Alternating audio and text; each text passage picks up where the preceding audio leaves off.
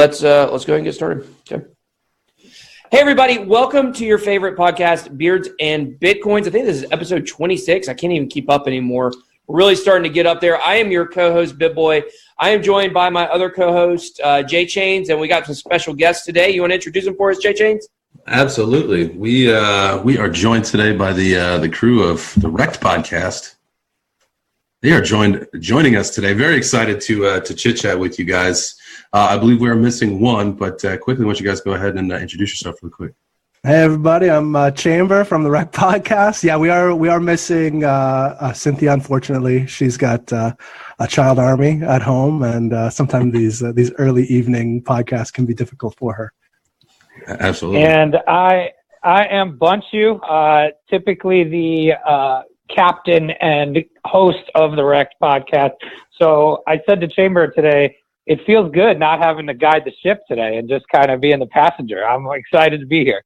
I'm definitely the Tennille to your captain. Well, that's good because I'm the master and commander on this ship. So.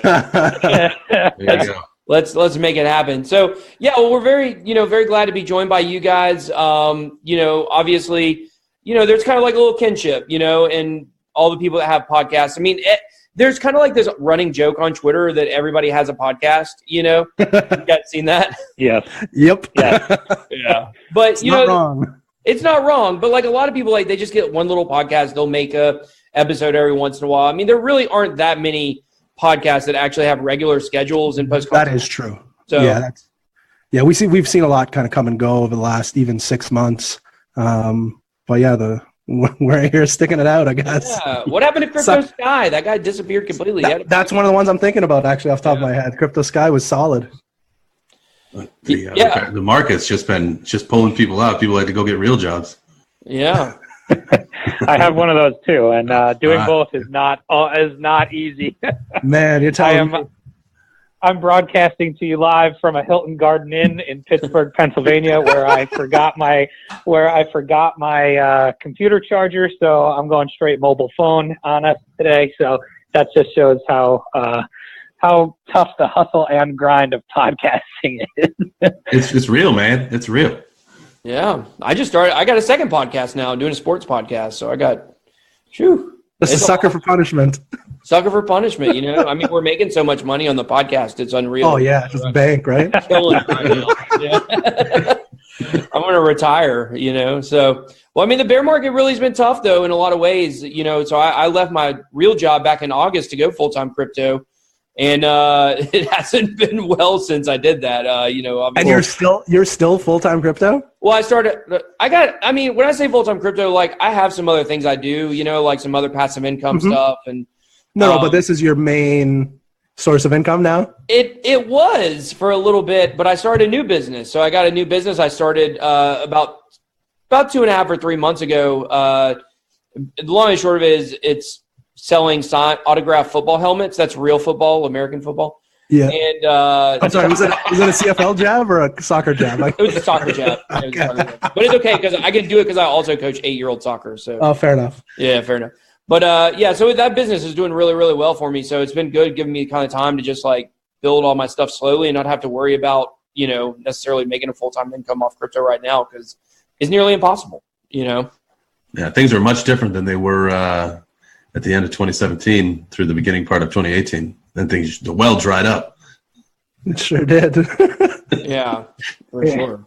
I mean, Chamber, did you ever have a well to go to, Chamber? I was gonna say I just jumped in the pool and literally as I'm falling in the pool, the water just kept get sucked out. Here comes Chamber, ready to cannonball right into the hottest market we've ever seen in history, and he cannonballs in. And then all you see is his bathing suit float to the top, and everybody gets out of the pool, and Chambers left holding the bags.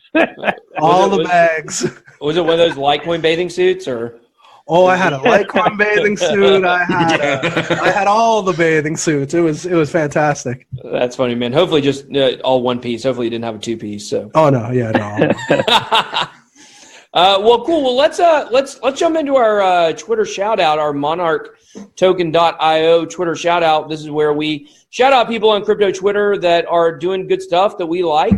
and it is sponsored by Monarch Token. If you don't know, they just had a really awesome new update for the Monarch Token wallet or Monarch wallet. So make sure you guys go check that out. If you go to the Monarch Token YouTube channel, they have a freaking sick commercial that they just made. So you guys go check it out. It's got a lot of details about new update, and they've got working with Celsius now, so you can get crypto loans and make interest on your crypto and stuff like that, and hold it on the Monarch decentralized wallet, which is really cool. So let's get into our shout out. Who wants to go first? How about you, Chamber? Who you got first? Who are you shouting out? I have to shout out our podcast homie, Raptor Jesus 42. The guy's been killing it lately. I've been seeing him pop up on my timeline, left, right, and center. He's got a couple of buddies that he's just killing the memes with. So he's been putting a smile on my face every day. So shout out to RJ 42. Yeah, so he did that little. I thought it was pretty funny with Arthur Hayes from BitMEX, and it was like had the dinosaur in the glasses he was wearing. Yep. Yeah, that was. Yeah, no, he's been killing it lately. So yeah, credit where credit is due. For sure. What about you, Bunchu? Who you got? All right. How long is this podcast? I can go. You're gonna have to give me the. So all right, real quick, just two people that support our podcast through and through. At CryptoGlass1, he's one of our patrons for our podcast, so we really appreciate him, and big fan since the beginning. And also at Kyle McLean X. Kyle's another one of our big supporters. Yeah. I triggered him last week with. You did trigger him the other day. with some Bitcoin maximalism. So I apologize, Kyle. And then I might have one more after you say yours, man. Nice. Oh, okay. Yeah, Kyle's good dude. Go ahead, BitBoy. What you got? Okay, so I'm going to shout out something I've just gotten involved with, and I'm really excited about. People have been trying to get me involved in it for a while, and I don't know why I didn't. It was really stupid, but TronBet. So TronBet, if you don't know, is a DApp on the Tron network, and the Twitter handle is at TronBet. It's very simple. And it's not just a way that you can make money gambling, because there is a gambling aspect to it. People listen to the show know I like to gamble. I love gambling. But you can actually just trade your Tron for what's called Ante, as the token of the TronBet system, and you can make money just by holding it. So you get to split the dividends from TronBet on the daily. And, if you got like 10 Trons and you go try to get like a third of an Ante, you're not going to get very much money. But if you have like a decent amount of Tron and you go trade that for Ante, or if you just buy the Ante, straight up, it's got a really nice reward system. So you can actually make like I would say it's probably the best use of crypto right now in terms of passive income on it. So the numbers are like really crazy. So Tommy Mustache, also on Twitter, is heavily involved in it. And they also have what I'm really excited about and trying to get more involved with. They have Texas Hold'em Poker coming. We do not have a good decentralized Texas Hold'em Poker option right now. There's no limit poker, but if you go try to play on there, they have nobody playing. So I think this is going to be huge. I think it's the most used app right now overall. So really, yeah, killing it. I'm gonna go lose some Tron on some Texas Hold'em, I guess. Yeah, I can't wait. So, yeah, I can't wait to lose my money. Speaking of gambling, I've been addicted to Real Hero. I don't know if you guys have seen this. Mm-hmm. So shout out those guys at Real Hero. Hero spelled HXRO. Another one of those games that's just, it's I don't like to call it gambling. There is definitely some skill involved, but it's basically like binary options for 5-minute Bitcoin candles. And it's, I'm literally playing right now passively all day. So, they're doing some awesome stuff over there. They've been on our show too. And we really like what they're doing too. Yeah, so we might have to have a game. Didn't they just didn't they just bring on like 35,000 more people or something like that? Yeah, they just opened the floodgates, 35,000 new users. It's pretty awesome. So, BitBoy, we might have to have a gamble off soon.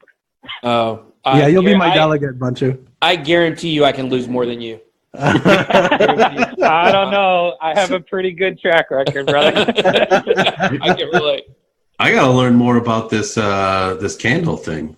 That sounds exciting. Yeah. It's heroin. It's heroin. Oh, my goodness. So good. I see you people guys involved. Yeah, I've seen people involved in it. It's something I've been been looking at. But you guys know, man, like it's really hard to find time for anything these days. You know, we're all so busy, you know, with different stuff. And you see something and people are like, oh my gosh, you'll get so addicted to this. And I'm like, I don't have time to get addicted to this. All right. So this is how addicted I am. So I literally will just blind set myself for an hour and then come back later and then blind set it all again and just play passively throughout the day. That's DJ mode right there. Oh yeah. There's with Tronbet, it's got something similar, which I'm kind of scared to actually like go on the gambling aspect of it, like outside of, you know, eventually on poker. But there's a way where you can set it on auto bet, and I think it's for every 300 Tron you bet, you get one ante token or something. Like, the long and short of it, they got a way you can set it on auto where it's literally just gambling all day, and that's what the mining is. They call it mining. You're mining the ante. So. These places, these blockchain dApps are coming up with good ways for people to make passive income. I mean, of course, if you lost, you know, 1,900 times in a row, you would lose all your money. But I mean, if it's if you're doing a 50-50 bet or a low risk bet, then, you know, that's not, you know, that much of an option. So how about you, Jay Chains? Who you got this week, bud? Absolutely. I'm going to shout out buddy Holochain Whale.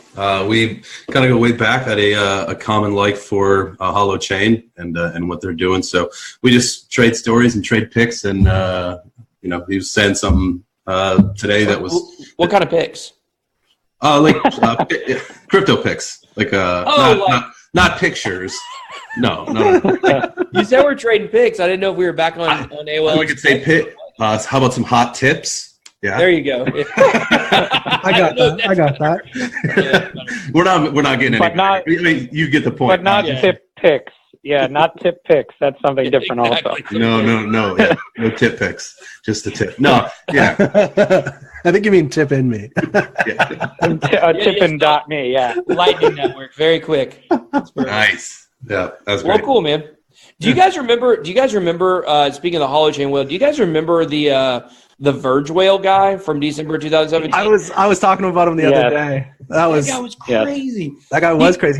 He lived with McAfee for a while, I think. Right? Yeah. So, well, I don't know if he lived with him or he stayed with him for a week. Yeah, that's right. He lived. Like a couple of days or something. Yeah, I saw all those pictures with him and McAfee, and like that was when I was like, I've been in crypto for a while, but that was when I really started get involved in the community, and I was like, where am I? What is this? They're like, I was still with John McAfee. I was still very green when I was introduced to Verge Whale and the McAfee thing. Like I got in like last week of November, first week of December of 2017. Like, and I think I saw him in like January. So yeah, I was pretty fresh. Yeah, that guy he just disappeared. His account disappeared. He's like, oh, I got hacked. You know, there was so much sketchy stuff going on. I mean, that was right after the Verge, you know, McAfee paid tweet or whatever. McAfee was supposed to tweet like one new coin every day or something. After 5 coins, he gave up. Yeah, coin of the day. Coin of the day, yeah. It was like what, like $1 million or like 20% of like your total supply or something? Oh yeah, it was crazy. He was asking for a total supply. Like we heard the price recently. There was like $105,000 a tweet that came out like maybe 6 months ago.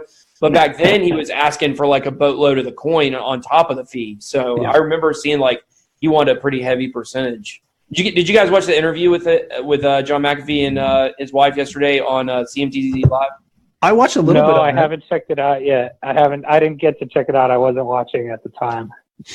That was with Yuki and the Goddess? Yeah. That was solid. I watched about 10-15 minutes of it. I thought it was pretty good. Yeah, I did the same. It was good. McAfee's one of those hard characters to interview. I mean, there's so many people that are – we've had him on our show twice, you know, and the thing is like you have somebody that's so controversial – and there's a lot of stuff you feel like you really want to ask them because you're really interested and want to know, but you like at the same time want to be careful not to cross lines so they hang up on your show. You know, we definitely cross some lines when we interview. We cross some lines. So it's funny you say that. So we were interviewing him, right? And my goal was to kind of get him to be, you know, the untethered, uninterrupted John McAfee. And when he first got on with us, he was very serious, and so I had, you know, serious questions written down, but after like 10 or 15 minutes, I was like, shoot, I'm going to be out of questions here. And right at that time, we got him to open up, and then he just went and did his glorious unfurling of McAfee, and it was fantastic. We had him talking about, drugs and all that kind of stuff, and what kind of whiskey would pair best with his member when he inevitably has to, not inevitably. I'm not sold. He's not going to have to yet. I got my fingers crossed. Yeah. Yeah, I know. Chamber the Moon Boy. That's right, Perma Bull. Man, you got to have that feeling though. I mean, it's just like so depressing. You got to just. I don't know how anybody does it any other way. I couldn't be bearish. We were talking the other day, and after I mentioned it the other day, was when the market kind of started popping a little bit a couple of weeks ago, was my birthday. So I'm like, ooh, nice, Chamber birthday pump. I was getting really excited. I'm like, I feel like that was the end, right? Like we got a little, and then it, fell off, and whatever we want to call it, dead cat bounced or whatever. Yeah. And that really got me. I after, a year and a half or however long it's been, I said, that's the one that got me. I felt a little depressed, but whatever. Well, I'll buy $1,000 Bitcoin. It doesn't matter. Yeah, I mean, and that's, God, there's so much stuff to talk about, but there's two kind of prevailing thoughts right now for people who are in crypto. You've got the ones who feel like they have enough and are ready for the market to take off, and then you've got I call it the accumulators that say like, oh, I want the price to drop more, and to me, the risk versus reward of buying at this level right now, and as we've been at since November, the reward is too high, like, right? Because right. I was talking to somebody yesterday about this, like, okay, you want Bitcoin to drop to $2,500. Okay, is it $3,500 right now? If you bought it right now, like, yes, if it eventually dropped to $2,500, you would make a lot more money to buy at that level. But the amount of money that you would lose if we got a candle and it went back up to 6K in like 5 days, the amount you would lose is far greater than the reward of waiting to go down to 2,500. So, and that's the thing, and that's the whole patience thing plays into it there. It's like, man, there are so many times where I'm seeing something kind of going up and down. It's like, oh, I'm gonna take this opportunity and get a quick scalp. I'm gonna sell it when it bounces down, then I'll pick it back up and I'll have a bigger stack. Yeah, well, whenever I do that, it shoots straight up. So I'm like, God, okay. We're not going to do it this time. And then it starts to get exciting. I'm like, okay, take some profits. No. Yeah. I feel like Jay Change is watching me trade too. I feel it's like we went to the same trade school. I think we did. I've grown a lot. I promise I have grown a lot over this market, because there have been 2 times, like, people know I'm big into Tron, like Tron and BTT. And I sold the exact top of both of the pumps from BTT and from Tron over the last, I guess now BTT was about a month ago and Tron was 6 weeks ago, because I recognized I started feeling that euphoria. I started feeling like, oh my gosh, this thing could pump up to 5-6 cents. And right when I started feeling that, and I did the same thing with BTT, I said, I need to drop out right now. Because, I mean, we're not going to the moon overnight. The market isn't going to allow that for any coin right now. I mean, you'll have something rare like Engine that'll pump over 100%. But, when you get a 20% gain on a coin in this market, you got to take that, Oh.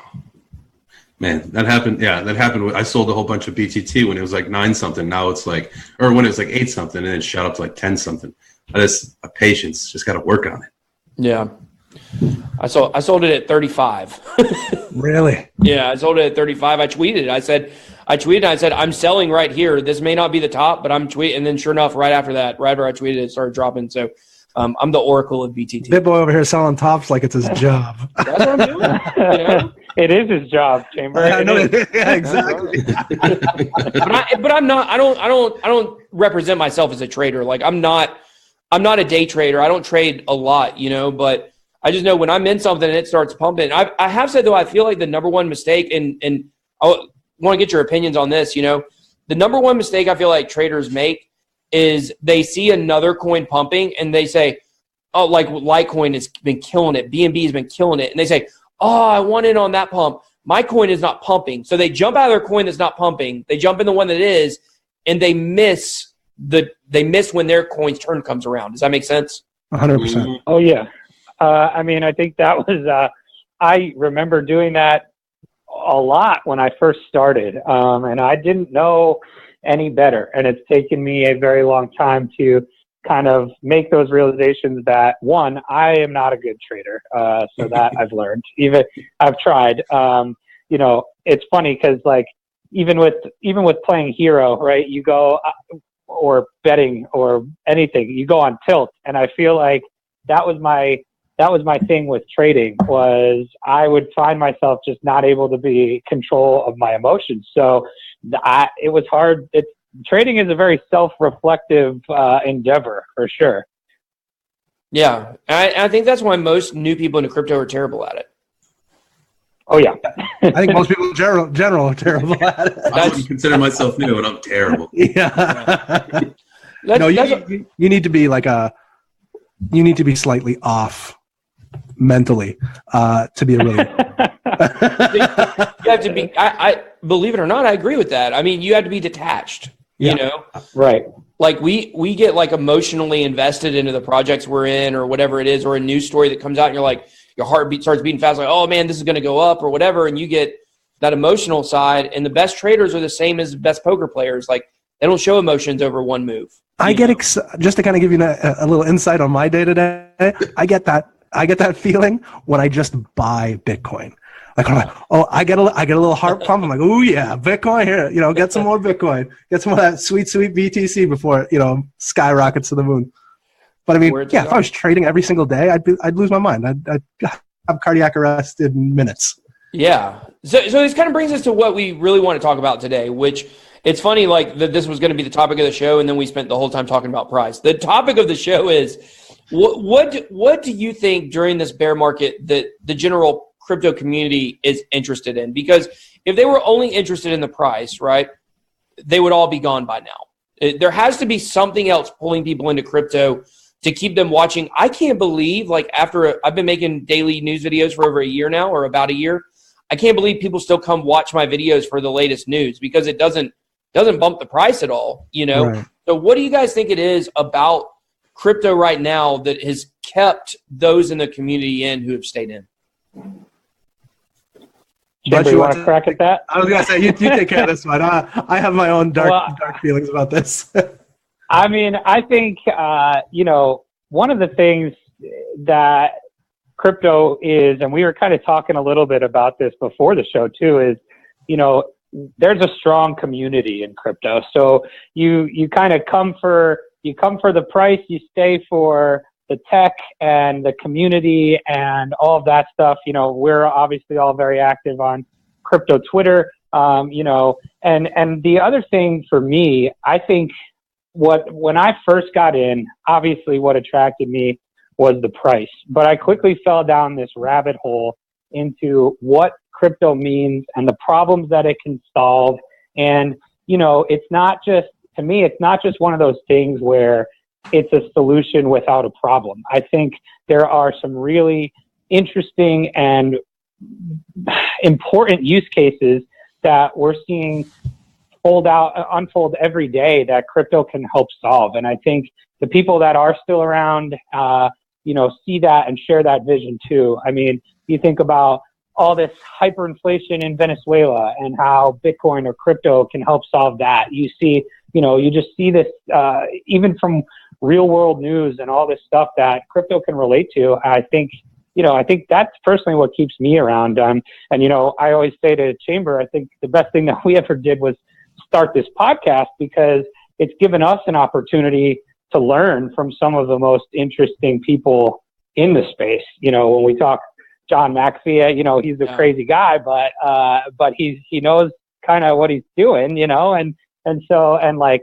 Brock Pierce, we talked to Charlie Shrem, like some of these guys that we would have never really had a chance to talk to before. And, it shines a light to me on just why it is that I'm here and how important some of these things that crypto solves, it really is to everything in the outside world and not just the price. Yeah, I'd say the same thing. I mean, like Bunchu said, obviously, greed and money was what brought me in. Having, riding this crazy, uptrend at the end of 2017 was bananas. And it's just this new thing, and there was a lot of buzz around it. But obviously, that was short lived, at least for me. And it got really, got really bad. Obviously, I, put probably a significant amount of money into it very early on, and continued putting money in to try to offset it, to try and dollar cost average, all that fun stuff. But what keeps me around is is probably the fact like that this resembles what I would imagine the internet, early days of the internet was. And to be a part of it, even if it's making off-color jokes on a podcast about cryptocurrency, just being a part of cryptocurrency's, early stages is interesting. And like you said, like Bunchu said, we interviewed guys like Brock and Charlie Shrem and John McAfee. When this really starts to take off and these people get, who knows what people we will have talked to or will talk to in the future, that'll be like the Jeff Bezoses of the world. Yeah. And you know what I mean? Like that to me is interesting. So imagine being on a podcast on the internet, 15, 20 years ago and interviewing Jeff Bezos of Amazon, not being, anything at the time. But now obviously you can tell your kids, hey, I talked to the guy for like an hour. He told me about bath salts. Favor's in it for the fame. Yeah, 100%. Yeah, I'm a fame whore. I'm sorry. We all got to make our way somehow. What about you guys? What do you think about that? Bunchu, I think what you said was pretty darn accurate. I mean, everything you laid out was, pretty much tailor-made to kind of how I felt about it. I came to hit that ride, kind of missed it, but then now it's like, okay, I get to talk to these people. That again, before I got into crypto, I know who John McAfee was. Did I ever think in my wildest dreams that I'd be having conversations with him? No. Crazy, so it's right? Like it's opened up some fun doors. So like that's what I stick around for. To be able to talk to you guys and to be able to do this and talk to BitBoy every week, and he's in Atlanta, I'm in Austin, and we sit and have a crypto conversation with somebody. It's just such a cool thing to be a part of. And like you said as well, this is like a lot of people are like, you're stupid for being in crypto. That's the time to be in it. This is buying the Amazon stock when it's, a couple cents. Like, we're in this at the right time, and we're in it and we're learning and talking to people. And I couldn't ask for a better situation. And what's really nice for me personally is that when I first started, I worked at an exchange, and that was like, I almost got fired from my day job because like it consumed so much of my time. And I'm personally really glad that part is over. That was kind of a big time suck, and it really never materialized or anything. But it was, the learning lesson of kind of learning about projects and learning how crypto and everything's really was designed. It was like a fast course into, here you go. And I love it.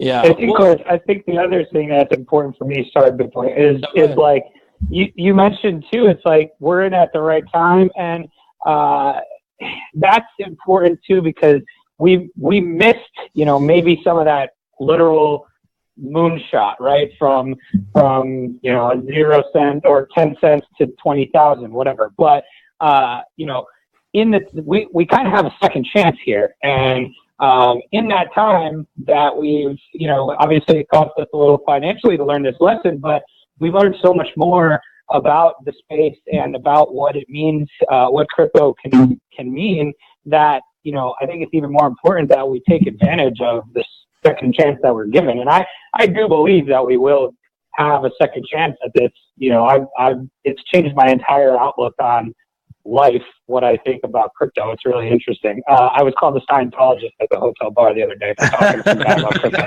So, you hanging out with Tom Cruise? I think he thought I was Tom Cruise. I'm probably just as tall. Well, I think that's a really good point. I do believe that after the next run that we go on, it will be too late for people. And, that's a lot of what, we talk about on here is, you got to seize the opportunity while it's here. Because like, let's say the market goes up to, I'm going to throw a crazy number out that, I've heard some people say 333K, right? Let's say Bitcoin goes up there. Now they're talking about that would be 2021, right? Well, if it goes up to 333K, even if it goes to 1 million from there, eventually, like that's 3X. You know what I mean? So I think right now is the time to be doing things like building podcasts, building your brand, learning.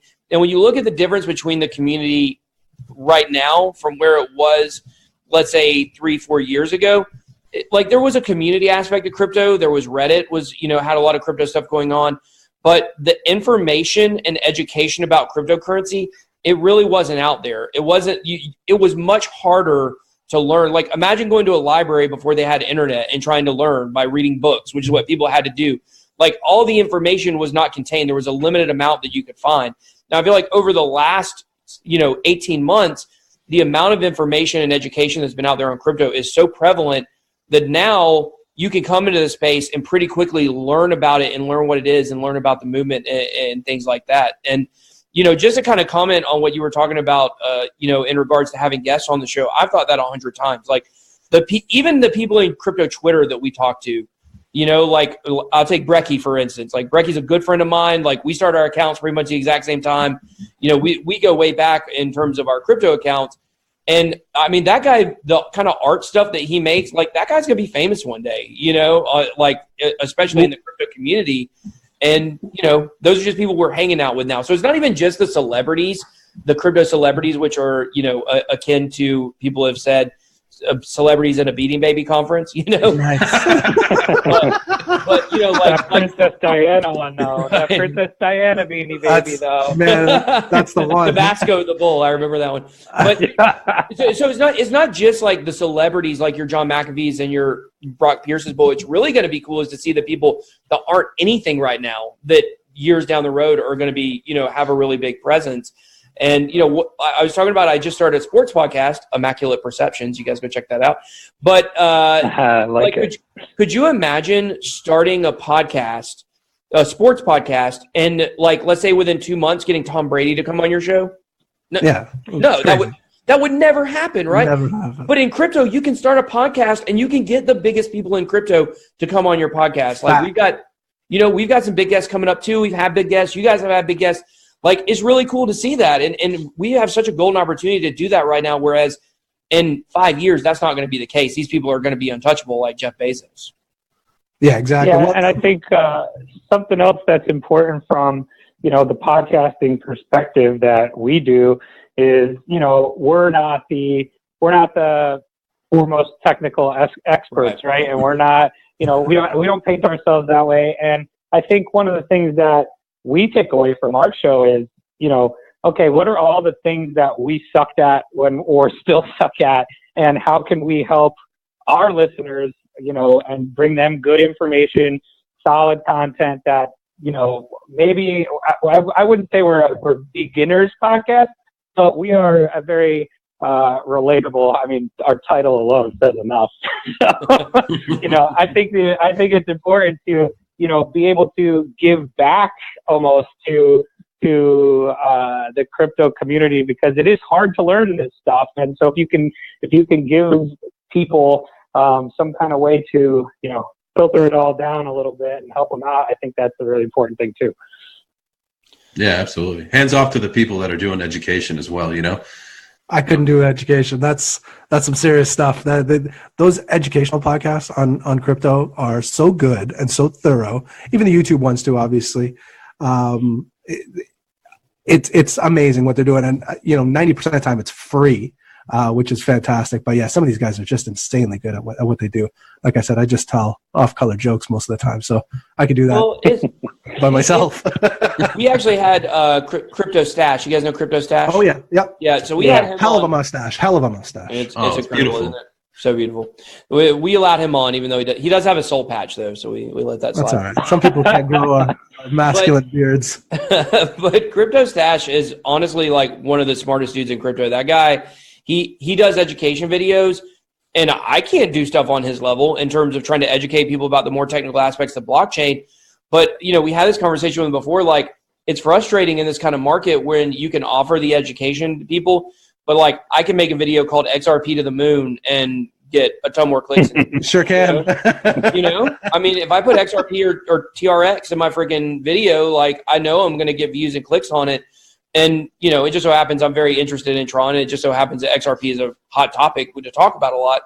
But, that is a frustrating thing about education is there are so many people out there that are so good at it that, because they started really pushing their channel after the interest waned, it's been much harder for those guys to build channels. But that's invaluable stuff that they do. Like you said, here's the thing. I can talk crypto. I've been in crypto since 2012. I can talk about, BitInstant and, I got Mt. Gox money coming back. Like I can talk about some of the older stuff, which is kind of cool. But, we're just entertainment. Like that's what we do. We're a fun podcast. Yes. We talk crypto. We like to have fun people on and have conversations. I mean, like if we were talking about Joe Rogan before we came on air, like what's Joe Rogan's podcast about? I don't know what it's about. It's amazing. Right. It's just about greatness. Yeah, he gets people on and he loosens them up and has fun conversations. And that's really like that's a very needed thing in crypto as well, you know, to have that kind of outlet because people don't always want to watch educational videos. They don't always want to watch news videos, but they kind of want to be involved in the crypto community. So that's why like we call our podcast a crypto community podcast, basically. Yeah, that's probably a pretty good description of ours too. half of our content is not crypto. We did a 90s video game draft on our episode yesterday. I saw that, and awesome. I may have been coerced to vote for someone via direct message, and I cannot reveal who it is. I bet it was Cynthia. I cannot reveal who it is, but I was coerced. But that person's list was not the best. Here's my three. Can I give my three video games? Sure, absolutely. Right here. Madden 2004. That's the Mike Vick. No. It's got to be 90s. It's got to be 90s. These were 90s specific. So 99 or younger. Or older. Okay. All right. Let me go 98 Madden. I think that's one with Marshall Faulk on the cover. All right. Or yep. I think so. But anyway, I remember that one. Yep. I'm going to go Mortal Kombat 3 and Ocarina of Time. Ocarina of Time. That's a good one. I should have went Ocarina of Time instead of Link to the Past. I know. I saw that. I thought you would have the best one if you just would have had other than a Game Boy. So I told the person that messaged me, I said, I could make this list and put Ocarina of Time and the other two games wouldn't matter and I would win. That's crazy. I messed up. I want to know who's trying to coerce you. I want to know who guys, I'm on lock and key over here. Wow, I'll figure it out. My football game. I'm gonna guess it was Danny. Joe Montana, the sports talk football. Joe Montana 94. I was Randall Cunningham. I'd freaking run out. Guy. Yeah, Sega's underrated. I was a big Sega guy too. I was too. Yeah. Altered Beast. Do you remember that game? Yeah. So good. Early. So good. No, we do love to talk about other things. So depending on the time of the seasons, we'll talk about, Christmas movies, Halloween movies. We'll do some sort of draft, some sort of fun thing. So we do try to keep it like my mom listens to every single one of our shows, and she loves it. But yeah, she has no idea what's happening with crypto. She likes she'll argue with me about my choices for Christmas movies or Christmas best Christmas food or stuff like that. So it's pretty fun. We have a good time. I'm gonna have to tone it back now that I know your mom listens. Nah, she's all right. She's she raised me, right? I mean, somebody has to be responsible for this. Yeah, right. That's really funny. I know my mom listens to our shows too. She met BitBoy when I met him in Chicago at the Voices of Blockchain conference. Yeah, everybody remembers their first time meeting BitBoy. I can't say my name right. They remembers, right? Everybody remembers the first time they met me. It's really a magical moment for them. I honestly time slows down. Yeah, I usually don't remember, but for them it's like a really big deal, Speaking like a true celebrity Bitcoin personality. His beanie, he's got his stack of Beanie Babies behind him. That's right. I do actually. That's why I got the green screen on because you can't see my Beanie Babies. But it's funny, like on my football helmet business, it's on Facebook. I've got a fake Facebook account. I do Facebook Live and stuff.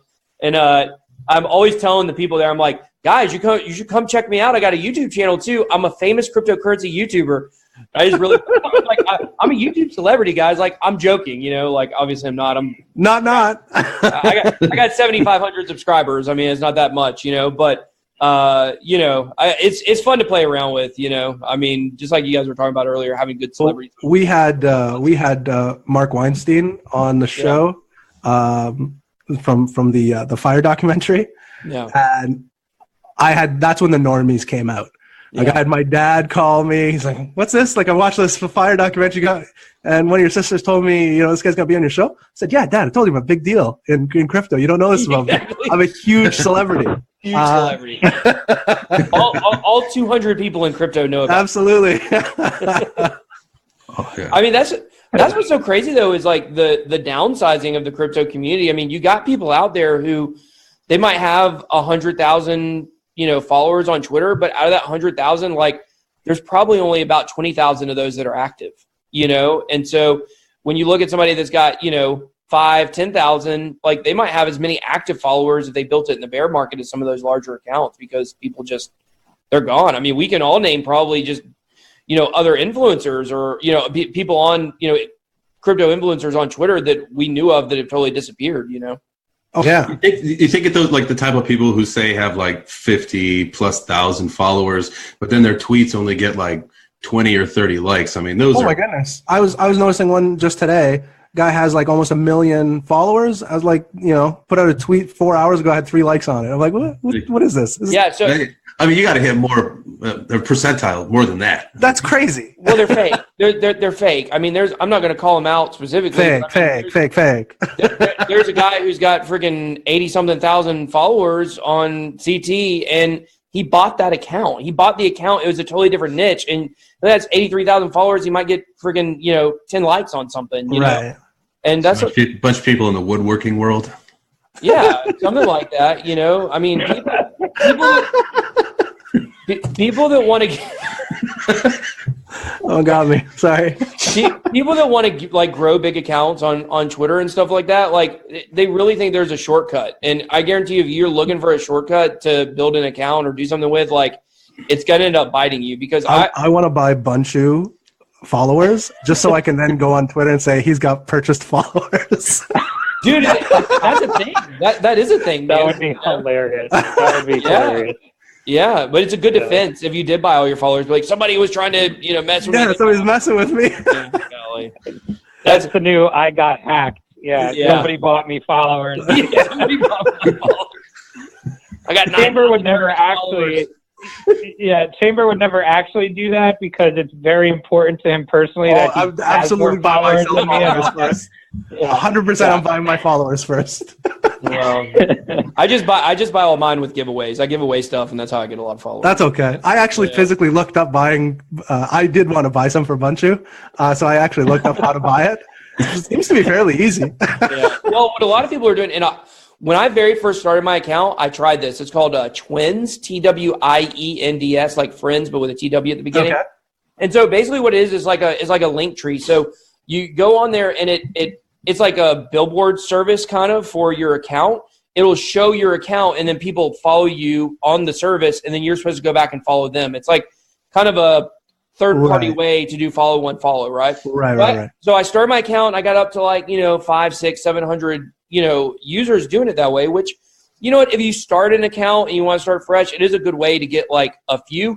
But I started looking on there, and it was the same thing you just said. Like, I saw there was a guy on there that had 1 million followers, and he had 3 likes on a tweet. And I was like, holy crap, this is not going to work. This is terrible. So I stopped using it, and, I unfollowed all the people I'd follow, and then basically all those people unfollowed me back. So, like, all those people are gone from my account now, but that's a way that, people can kind of make it seem like they got a lot of followers. But why do people want a lot of followers? Like, is either just for pure clout, they 100%. Want clout, or it's because they want to be able to, like, do sponsored tweets and stuff like that. But any business is going to look and see, like, oh, you got, there's a girl I follow who's got 24,000 followers. She's always doing sponsored content, and she never gets a single like on any of it. I'm like, who would pay for this?